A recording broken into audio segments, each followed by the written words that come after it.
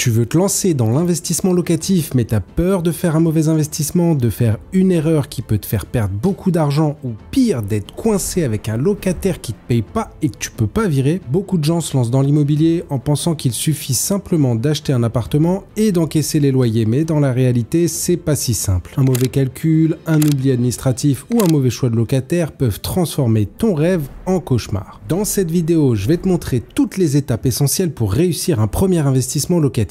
On va voir ensemble comment choisir le bon bien, comment financer ton achat sans exploser ton budget, quels sont les documents juridiques indispensables et surtout comment éviter les erreurs qui coûtent cher. Je vais aussi te révéler les 3 erreurs les plus fréquentes des débutants, celles qui peuvent littéralement flinguer ta rentabilité. Si tu veux investir intelligemment et éviter de te retrouver avec un mauvais investissement pendant des années, reste bien jusqu'à la fin de cette vidéo. C'est parti. Déjà, l'investissement locatif, c'est quoi? L'investissement locatif, c'est simple. En théorie, t'achètes un bien immobilier dans le but de le mettre en location et de percevoir des loyers. L'idée, c'est que ce bien te génère un revenu tout en prenant potentiellement de la valeur avec le temps. Mais en réalité, c'est pas juste une question d'acheter un appartement et d'encaisser les loyers. Pour que ton investissement soit rentable, il faut que le montant des loyers couvre non seulement ton crédit, mais aussi toutes les charges associées. La taxe foncière, les charges de copropriété, l'assurance, les éventuelles réparations et bien sûr les impôts. Ce qui est intéressant avec l'immobilier locatif, c'est que tu peux utiliser l'effet de levier du crédit. Contrairement à d'autres investissements où tu dois mettre ton propre argent, ici tu peux acheter un bien grâce à l'argent de la banque tout en étant remboursé par les loyers que te payent tes locataires. C'est ce qu'on appelle tout simplement faire travailler l'argent des autres. Mais attention, c'est pas sans risque. Un marché immobilier qui chute, un locataire qui paye pas, des travaux imprévus ou une fiscalité mal optimisée peuvent transformer ton investissement en une vraie galère. Avant même de commencer à chercher un bien, il faut absolument définir ton budget. Beaucoup de débutants font l'erreur de se lancer sans savoir combien ils peuvent réellement investir, ce qui peut les mettre en difficulté au moment de la demande de prêt et surtout leur faire perdre du temps et finissent par se décourager.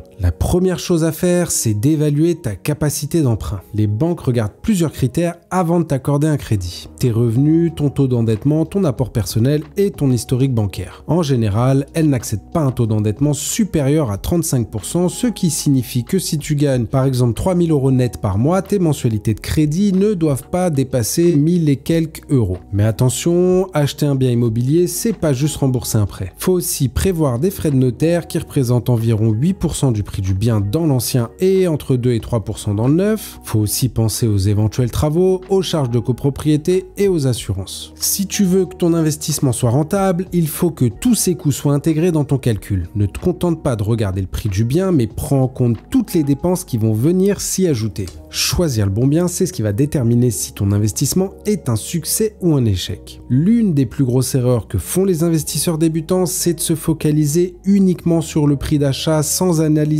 l'environnement et la demande locative. Tout le monde le dit et c'est vrai, dans l'immobilier, l'emplacement c'est 80% de la réussite. Si tu achètes dans une zone où personne ne veut habiter, peu importe le prix, tu vas galérer à louer et à revendre et pire, ton bien risque de perdre de la valeur. Donc pose-toi les bonnes questions. Est-ce qu'il y a des écoles, des commerces, des transports? Est-ce que le quartier est en développement ou en train de mourir? Est-ce qu'il y a beaucoup d'offres de logements similaires? Avant d'acheter, il faut absolument étudier le marché local. Regarde les loyers pratiqués dans la zone, analyse les taux d'occupation des logements, vérifie si une ville est dynamique en termes d'emploi et en transport. Un bon emplacement, c'est généralement un endroit où la demande locative est forte et où la population augmente. Un autre point essentiel, c'est la rentabilité locative. Pour calculer la rentabilité brute d'un investissement, je te donne une formule. Tu prends ton loyer annuel que tu divises par ton prix d'achat que tu multiplies par 100. Je te l'écris quelque part. Par exemple, si tu achètes un bien 150 000 € et que tu le loues 750 € par mois, ton rendement brut sera de 750 x 12 divisé par 150 000 x 100, ce qui nous fait 6%. Mais attention, cette rentabilité est brute, elle ne prend pas en compte les charges et les impôts. Ce qui compte vraiment, c'est la rentabilité nette, c'est-à-dire ce qui correspond à ce qu'il te reste une fois que tu as enlevé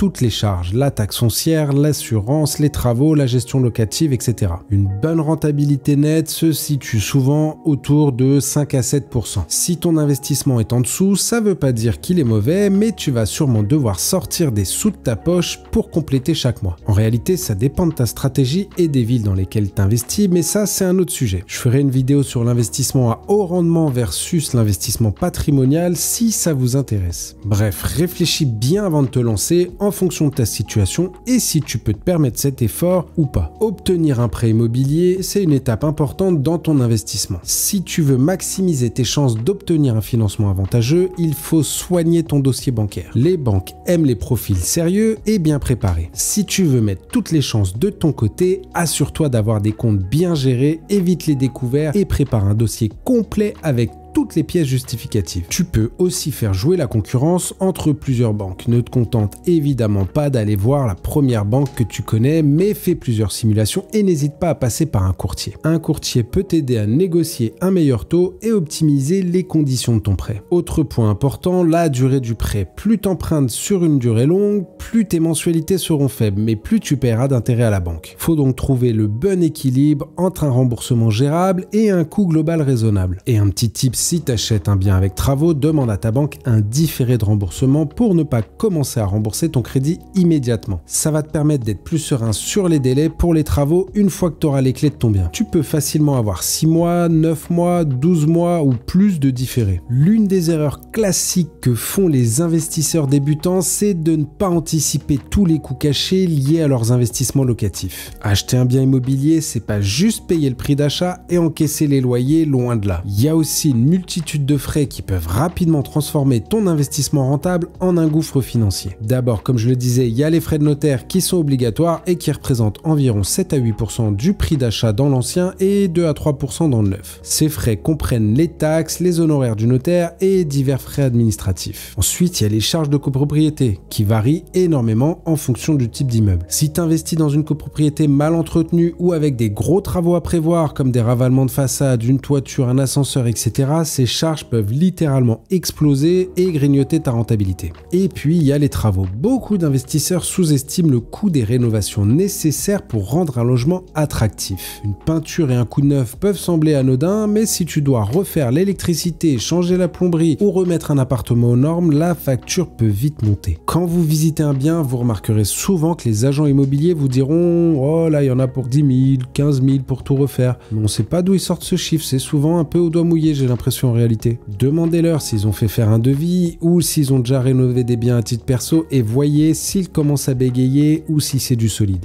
Il y a aussi les frais de gestion locative si tu décides de passer par une agence immobilière ou un gestionnaire pour gérer ton bien. En moyenne, une agence te prendra entre 6 et 10% du loyer annuel si tu inclus ou pas des garanties de loyer impayées, ce qui peut représenter une somme importante à long terme. Si tu prévois pas ces coûts dans ton budget dès le départ, tu risques de te retrouver avec un bien que tu ne peux pas mettre en location tout de suite ou pire, un bien qui te coûte plus cher que ce qu'il te rapporte. Un investissement locatif, c'est pas juste acheter un bien et trouver un locataire. Comme je le disais, il y a une véritable partie administrative et juridique qu'il ne faut surtout pas négliger. Un oubli ou une mauvaise rédaction d'un document peut entraîner des complications, voire des litiges qui peuvent durer des mois ou des années. Le document principal, c'est évidemment le bail de location. Ce contrat formalise l'accord entre toi et ton locataire et il doit être rédigé avec précision. Il doit mentionner l'identité des parties, la durée du bail, le montant du loyer, des charges, le dépôt de garantie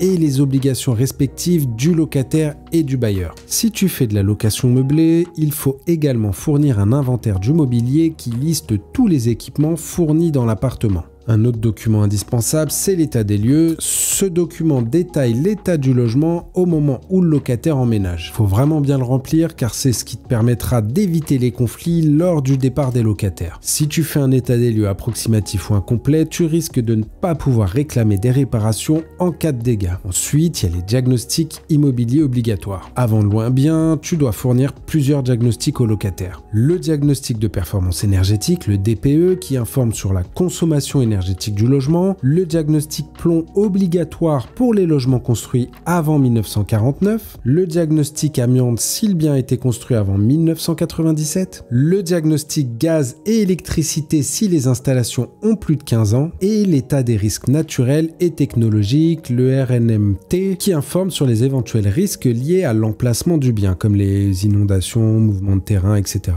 Si tu fournis pas ces documents, ton locataire pourrait se retourner contre toi et demander l'annulation du bail ou une réduction du loyer. Autre point important, exige une assurance habitation de la part de ton locataire. Cette assurance couvre les dommages en cas d'incendie, d'inondation ou d'accident divers. Et demande à ton locataire de t'envoyer son justificatif chaque année. Et enfin, pour te protéger des loyers impayés, il est indispensable d'avoir une garantie. Tu peux demander un garant qui s'engage à payer si ton locataire ne le fait pas, une garantie gratuite type Visal, mise en place par le groupe Action Logement, ou souscrire à une assurance de loyer impayé, une GLI. Ce type d'assurance coûte généralement entre 2 et 4% du loyer annuel, mais ça te permet de dormir tranquille en cas de problème de paiement. Beaucoup de débutants ne se posent la question des impôts qu'une fois qu'ils commencent à encaisser des loyers, et là, c'est souvent la douche froide. Si tu n'anticipes pas ta fiscalité dès le départ, tu risques de payer beaucoup plus d'impôts que prévu. Il existe plusieurs régimes fiscaux en fonction du type de location que tu fais. Le régime microfoncier qui est le plus simple mais qui ne te permet qu'un abattement de 30% sur les loyers perçus. Le régime réel qui est plus intéressant si tu as beaucoup de charges à déduire, des travaux, des intérêts d'emprunt, des frais de gestion, etc. Et si tu loues en location meublée, tu peux opter pour le statut du loueur meublé non professionnel, le LMNP. Ce statut est souvent très avantageux car il permet d'amortir une partie de la valeur du bien et de réduire considérablement l'impôt sur les loyers. Je ne vais pas entrer dans le détail dans cette vidéo car j'en ai fait une entièrement dédiée aux différents régimes avec leurs avantages et leurs inconvénients. Et si elle n'est pas encore sortie avant celle-ci, abonne-toi pour être sûr de ne pas la rater. Le choix du bon régime fiscal peut faire une énorme différence sur ta rentabilité, donc prends bien le temps de te renseigner avant d'acheter. Avant de terminer, voici les 3 erreurs fatales qui peuvent transformer ton investissement locatif en cauchemar. La première, c'est d'acheter un bien mal placé. Si tu achètes un bien dans une zone où il n'y a pas de demande locative, tu vas galérer à trouver un locataire et tu risques d'avoir un bien vacant pendant des mois. La deuxième erreur, c'est de ne pas faire ses calculs. Beaucoup d'investisseurs se lancent sans vraiment analyser la rentabilité de leur projet. Faut impérativement calculer la rentabilité nette et anticiper tous les frais avant d'acheter pour éviter les mauvaises surprises. Et la troisième, c'est négliger la gestion locative. Trouver un bon locataire, s'assurer qu'il paye à temps, gérer les réparations. Si tu ne veux pas être en stress permanent, mieux vaut anticiper et mettre en place une gestion efficace dès le début. Si tu as suivi cette vidéo jusqu'ici, tu es déjà 10 fois mieux préparé que la plupart des gens qui se lancent tête baissée. Et si tu veux aller plus loin, dis-moi en commentaire quel est ton principal blocage pour investir dans l'immobilier. Et si cette vidéo t'a aidé, abonne-toi à la chaîne et mets un pouce bleu si tu veux me filer un coup de main. C'était Loïc Madani, à très bientôt, ciao.